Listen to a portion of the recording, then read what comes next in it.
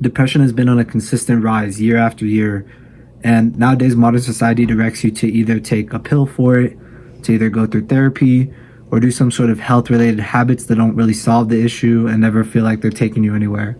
So I wanted to make a video today talking about my experience with depression, the things that I have done to overcome it in the past, and as of most recent, the things that I did to overcome it. And on top of that, some tools and tricks to help you better frame it in your mind so that it's easier for you to overcome. Now, first off, before I get into the video, I want to explain that I am not a therapist. I don't have any sort of training in therapy, psychology, or any sort of field like that. And I also want to mention that I know a lot of people nowadays in this space will shit on therapy and tell you that as a guy in self-improvement, you can work through your own issues through discipline or through all these other things. And I don't fully agree with that. I believe therapy is useful, but I also want to state that I truly don't believe therapy will solve your depression or anxiety. And I don't think you should go in with the mindset or the belief that it will, because you'll end up being disappointed. In my personal experience with therapy, I believe it's most useful for pointing out patterns that you're not seeing or helping you make sense of things that are confusing. But at the same time, that requires you to be the one doing the work of thinking through these things once they're pointed out to you. Because at the end of the day, your therapist could point something out to you, you could completely ignore it, and then there's no benefit. So if you are considering going into therapy, I do recommend it. I just want you to know that it's not going to fix your depression for you. You still have to do the work, but it's going to be a very useful tool for you as opposed to having to deal with it all by yourself and trying to find answers online when there's so much misinformation out there. So hopefully that helps. Before I get into the video as well, I want to also kind of state my definition for depression. I know there's probably a textbook one out there and it's probably different from what my definition is. My definition for depression is based on my personal experiences, and also it's going to be more in line with the way that I treated my own depression. So hopefully by sticking to my definition, you can better frame it in your mind as well and be able to better benefit from my advice. But again, it's different for everyone, and if my advice doesn't help you with depression, then I apologize. This is just my, attempt to help other people go through and overcome the things that I've overcome in my life. So just wanted to put that disclaimer there to make sure that everyone's aware. Getting into the video, I want to talk about what my definition for depression is. And I'm going to start with the extreme end of depression just so you have an idea of what it looks like. So on the extreme end of depression, I believe it is complete numbness to life. And if anything, it's just friction in every sort of simple task daily, whether it's something you need to do or should do. So just to describe that better, getting out of bed, extremely hard. Getting off your phone and, going to do something more productive, extremely hard. Brushing your teeth, keeping hygiene, extremely hard. On top of that, that numbness to life makes it feel like life is pointless. There's no reason for you to be alive. There's nothing to look forward to. And in some degrees as well, suicidal ideations. Now, in the past, I have had suicidal thoughts. I've never acted on them. And I just want to specify with myself specifically, the main thing that held me back from ever crossing that line and attempting suicide was because I truly love my family. And I believe that if I were to attempt suicide, that would be hurting them more than it would be releasing my pain. And I could never hurt my family just for my own, relief. And so I want you to think about that as well if you are feeling suicidal or to that point of depression where you're considering it. If you do have people who care about you or love you, that's a pretty strong reason for you not to do anything, because you're going to be hurting them more than you'll be relieving your own pain. And I also do believe that depression is 100% curable in every single person. So instead of giving up and taking that route, which is selfish and painful to those people, you can work towards fixing it and healing it yourself. Hopefully this video will give you the right tools to overcome it without too much friction or having to learn your own mistakes. But at the end of the day, don't expect it to be gone within a day. There is work that needs to be done. And this is going to guide you specifically on what route to take and how to think about it as well. So on the extreme end, I mentioned it's a complete numbness to life, a lack of motivation to do anything at all. Everything just feels like it has friction, and even suicidal thoughts or actions at that level. Now, on the lighter side of depression, and this is also very important to listen to because a lot of people don't know that they have depression, but hopefully this can really help you to identify it. On the lighter side, I believe depression is just overall again, friction to do things that you should be doing, like keeping good hygiene, like being productive and getting your schoolwork done, or getting home at the right time, or even staying off drugs or certain, or drinking or certain habits that you shouldn't be doing. Now, personally, I believe, and this is just my belief from my experience and the things that I've seen in myself and my friends, if you're someone who willingly does things that hurt you or that are bad for you, and that could be drinking every day, smoking cigarettes, smoking nicotine, chronic masturbation, being addicted to your phone, I believe that there's some degree of pain within you that causes you to do those things, because all those things are escapes. And at the end of the day, in my belief, addiction, on top of the chemical and physical hold that it has on your body, is also an escape from pain. And so if you're someone who chronically smokes, drinks, smokes weed, you don't feel bad about it, or you do feel bad about it, but you can't stop. I do believe those come from some sort of pain within. I'm not going to label it depression, but it is on a mild level some sort of depression, because you're willing to hurt yourself even though you know these things are bad for you. So that's just what I'm putting out there. Obviously, there's some people that will disagree with me and say, no, I just like it, and I don't care about the consequences. But I believe if you look deeper within, if you're willing to do things that you know are bad for your body, and you don't care about your body or you don't care about your mind, I believe that it comes from some sort of pain or some sort of thing that you're trying to avoid or escape. So that's my 2 cents on it, but I'm not going to go any further into that. On the more mild side of depression, again, it's going to be a lack of ability to keep good hygiene, maybe to stick to your promises to yourself, like eating healthy or going to the gym, staying off drugs, alcohol, all these things that you say that you want to stop doing, or maybe things that you're not even considering stopping yet. I believe that's a form of depression. Now, depression can be caused by specific events in your life. It can be caused by a breakup. It can be caused by a best friend, or a loss in the family, or a loss in your friends, or maybe it's losing an opportunity that you were really excited about, or whatever it is. All these things could trigger depression in you. And I believe when it does come from a specific event that you can point at and put a name to, it's a lot easier to overcome, in my opinion, because you have a name or some sort of source to it, in which case you know exactly what to work towards and what to work on. Now, for me personally, my depression came from a much deeper level, and it wasn't something that I could specifically point to and say, this is causing my depression right now. There would be many days where I would have nothing to be upset about in life, but yet I would still be very depressed and numb to life.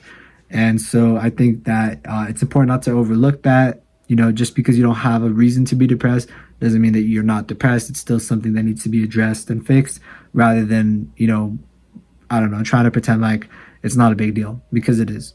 So now that I've gone over the definition of depression, now I want to talk a little bit more about what I believe are the common routes that people prescribe to deal with depression, as well as I'll get into what I believe really works the best.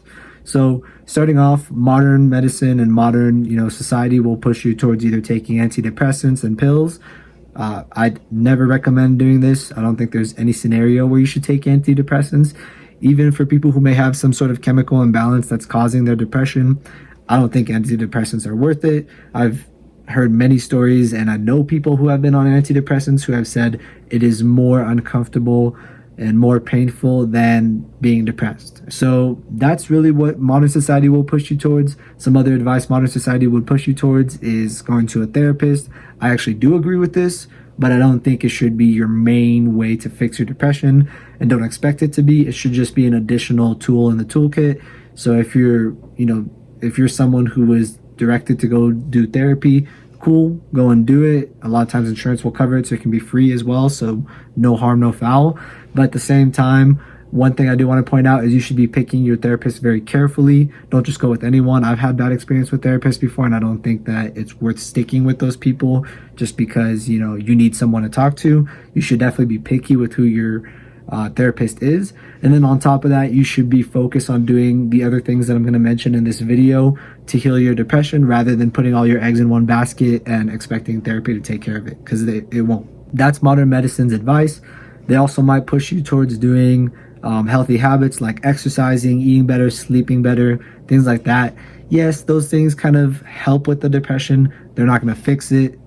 So I'll make that very clear. Next, I want to get into really what I hear a lot of self-improvement influencers recommend for people in order to get over depression and my stance on it. So a lot of times I hear people, and specifically YouTubers, talk about how depression is fixed through delaying gratification and that depression is caused by instant gratification. Now, I mostly believe in this. I believe this is mostly true. I just think there's additional factors in terms of how to fix it as well as what's causing it.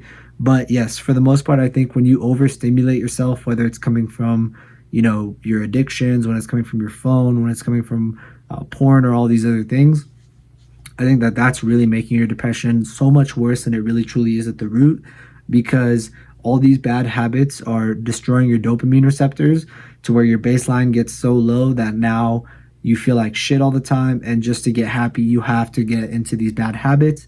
And that just reinforces the cycle, lowers your dopamine even further. And that's what makes you feel so, so numb to life. So I think depression starts with pain, and that pain needs to be addressed. But at the same time, I think that one of the things that really, really makes it so much worse is instant gratification. And the advice that I hear a lot of people give is that you need to delay gratification, meaning you need to start doing habits like going to the gym consistently, meditating, journaling, reading, eating healthy. All these things are things that are going to help you over time if you look at them in the right type of frame of mindset, rather than just looking at them as habits that will treat your depression, but looking at them as like, this is just going to fix my dopamine, and that's going to make me overall appreciate and be happier with life in general. Then yes, I think it can have a profound effect and help you to get out of it. Now, at the same time, it's not going to fix the root cause. And so if you strictly rely on just delaying gratification to overcome depression, the moment that you slip up or have like these days that things are tougher, you'll probably fall into a rut and fall out of those habits, because again, you're relying on these habits to get rid of your depression. So I think that helps, but I think there's a deeper meaning. I think there's a deeper root that you need to address in order to overcome your depression. Now that that's out of the way, my personal belief on how you should really treat your depression is multi-layered, and I'm going to start at the very basic layer. I think the most basic layer is going to be the things that you don't like about yourself. I think depression, a lot of times, like I said, when it comes from an event, that's a different story, and it's a lot easier to address because you know what to focus on and heal from. But when you're not as sure what to heal from, most likely it's coming from something internal that you think or believe or feel about yourself or about your childhood, whatever it might be. For me specifically, it was more of the low self-esteem, and from the low self-esteem, believing that I'm not going to get certain things in life that I wanted. And so it came down to addressing that deep down by analyzing the type of negative thoughts that I had regularly, and then from there understanding where they were coming from. So for example, if you're the type of person who your negative thoughts tell you, I can't do this, or they tell you, I'm not good enough for this. And most of the time, it's not that clear and direct, because if it was that clear and direct, it'd be easy to fix. Most of the time, it's like a little thought that you have of like, it doesn't matter if I hit the gym because I'm not going to get girls anyways. Or it can be like, it doesn't matter if I stay home all day because it's not like I'm going to actually be able to run a business, or I'm actually going to be able to do this or do that. Or maybe it's fine if I just quit this sport because I'm never really going to be as good as the rest of the guys on the team, or those guys are better than me. Any sort of these thoughts that you may call realistic in your head, because a lot of times you will frame them as realistic so that you're not specifically admitting that you have negative thoughts. But any sort of these negative thoughts that are getting in the way of your goals or your dreams and making you feel like you're not worth it or you're not good enough for certain things, these are really key clues to where that pain is coming from. And you'll have to dig even deeper to understand what caused it and what started it in your mind. But I believe that if you can address that fully, then that's really going to be the source of where you can start to implement the delayed gratification and all these other things to help you get out of depression. Now, for me specifically, therapy was a great way to get that uncovered, and that's why I think therapy is a great tool. But again, just uncovering it won't do shit. You still need to get into delaying gratification and getting rid of these things that are destroying your dopamine. And on top of that, the next thing that I really believe helps once you've dealt with the emotions that you're trying to escape or bury down, once you've felt those emotions, once you've realized the story that you've been telling yourself or that has caused the specific thoughts and depression to come into place, once you've taken care of that, that's when I believe the next step for you is to start delaying gratification, and that's done by doing things. And when I say by doing things, for everyone it could mean different things. A lot of self-improvement, YouTubers will tell you get in the gym, meditate, journal. That's the generic stuff. I don't think you necessarily have to do that stuff. I think all you need to do really is set goals in your life and then start building a routine around making progress on those goals. So if it is for you to get in shape, going to the gym 5, 6, 7 days a week. So for me specifically, one of my goals is becoming very self-aware of my thoughts. That way I can better control my actions. So one of my common routine habits that I do every single day is 30 minutes of meditation. Another goal for me is to get more into spirituality and to better strengthen my spiritual side of my life. So for me, that's reading about it through books. So 30 minutes of reading every day. Ideally, you're building a routine around what your goals are. That way, every day you're making consistent progress towards those goals. And that progress is reinforcing you to continue delaying gratification. So just like your addictions and bad habits that you do from destroying your dopamine, like staying on your phone late at night and eating junk food and smoking or drinking or jerking off, just like that's literally reinforcing your depression. The same thing is with these good habits. When you're hitting the gym every day and you're checking that box, when you're eating clean and you're checking that box, you can say, yes, I ate clean today, just like I told myself I would. Every time you're fulfilling those promises you made to yourself and you're doing the things that you know are good for you, that's reinforcing the positive actions, and that's helping you get farther and farther away from that depressive state. Again, I hope this video helped. Hopefully you guys have been liking the other videos as well. I haven't been getting a ton of views, but feel free to go check out my videos from the last 4 days. They've all been about self-improvement, what kind of friends to keep, what could be possibly sending you into ruts and stopping you from being consistent.